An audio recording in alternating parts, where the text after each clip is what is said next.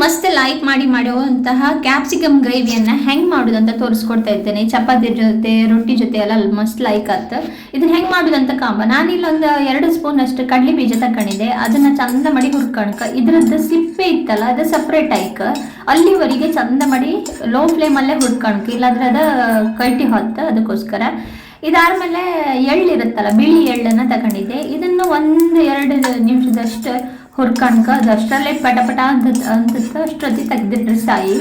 ಮತ್ತು ಈ ಜಾಸ್ತಿ ಏನು ಇದು ಮಾಡ್ಕೊಂತಿಲ್ಲ, ಹೊಟ್ಟಿಗೆ ಶುರು ಆಗ್ತತಿ ತೆಗ್ದಿಟ್ಕೊಂಡ್ರೆ ಸಾಯಿ. ನಾನಿಲ್ಲ ಮೆಣಸಿನ ಒಂದು 5-6 ಮೆಣಸು ತಗೊಂಡಿದ್ದೆ, ಹಸಿ ಇದು ಖಾರದ ಮೆಣಸು. ಅದನ್ನು ಕೂಡ ಒಂದು ಸ್ವಲ್ಪ ಎಣ್ಣೆ ಹಾಕೊಂಡು ಫ್ರೈ ಮಾಡ್ಕೊತಿದ್ದೆ.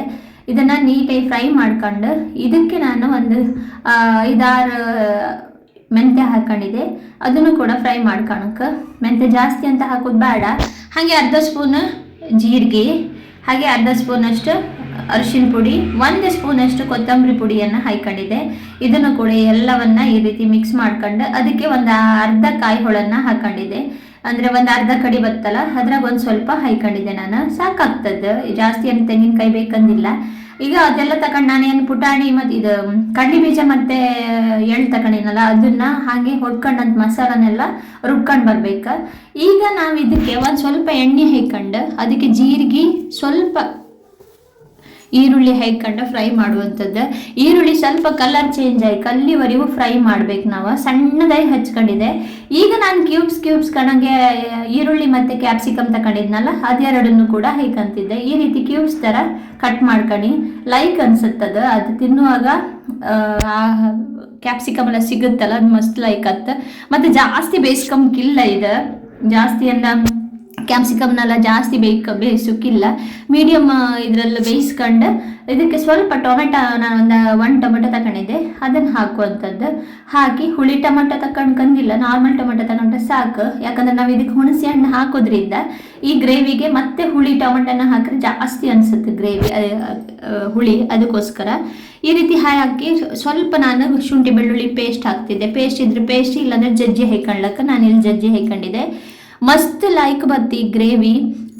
ಕಾಂಬಕ್ಕೂ ಹೆಂಗಿತ್ತಂದ್ರೆ ಅಷ್ಟೇ ಲೈಕ್ ಬರ್ತದೆ, ಹಾಗೆ ಟೇಸ್ಟ್ ಕೂಡ ಹಾಗೆ ಮಸ್ತ್ ಲೈಕ್ ಬರ್ತದೆ. ನಾವಿಲ್ಲಿಗ ಮಸಾಲೆ ರುಬ್ಕೊಂಡಿತ್ತಲ್ಲ ಅದನ್ನು ಕೂಡ ಹಾಯ್ಕೊಂಬೋದು. ಇದಕ್ಕೆ ಹಾಯ್ಕೊಂಡು ಚಂದ ಮಾಡಿ ಅದನ್ನು ಮಿಕ್ಸ್ ಮಾಡಿ ಎಷ್ಟು ಬೇಕಷ್ಟು ನೀರನ್ನು ಹಾಯ್ಕೊಂಡ್ಕ, ಜಾಸ್ತಿ ನೀರನ್ನು ಬೇಕಂತಿಲ್ಲ. ಇದು ಗ್ರೇವಿ ಎಂಬುಕೋಯ್ ಸ್ವಲ್ಪ ನೀರನ್ನು ಸೇರಿಸ್ಕೊಂಡು ಇದು ಮಾಡೋದು. ಈಗ ಇದಕ್ಕೆ ನಾವು ಚಂದ ಮಿಕ್ಸ್ ಕೊಟ್ಟು ನಮಗೆ ಹೆಂಗಂದ್ರೆ ಹುಣಸಿ ರಸ ಹಾಕಣಕ್ಕೆ, ಇದಕ್ಕೆ ಹುಣಸಿ ರಸ ಮತ್ತು ಉಪ್ಪು ಎರಡನ್ನೂ ಸೇರಿಸ್ಕೊಂಬೇಕಿತ್ತಿನ್ನ ಚಂದ ಮಾಡಿ ಮಿಕ್ಸ್ ಹಾಕಿದೆಲ್ಲ ಅಷ್ಟಲ್ಲಿವರೆಗೆ ನಾವು ನೀಟಾಗಿ ಮಿಕ್ಸ್ ಮಾಡ್ಕಣಕ.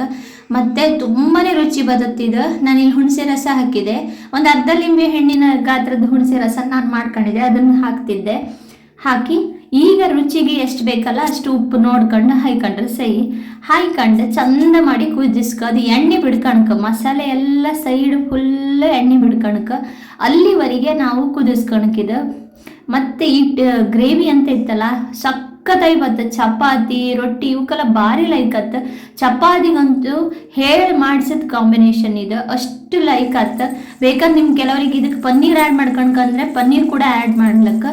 ನಾನೀಗ ಗ್ರೇವಿಗೆ ನೀವು ನೋಡ್ತಿರ್ಬೋದು ಮಸಾಲೆ ಎಣ್ಣೆ ಬಿಡ್ಕೊಂಡಿತ್ತು, ಅದ್ರ ಮೇಲೆ ನಾನು ಕೊತ್ತಂಬರಿ ಸೊಪ್ಪು ಹಾಕಿ ಗಾರ್ನಿಷ್ ಮಾಡಿದೆ.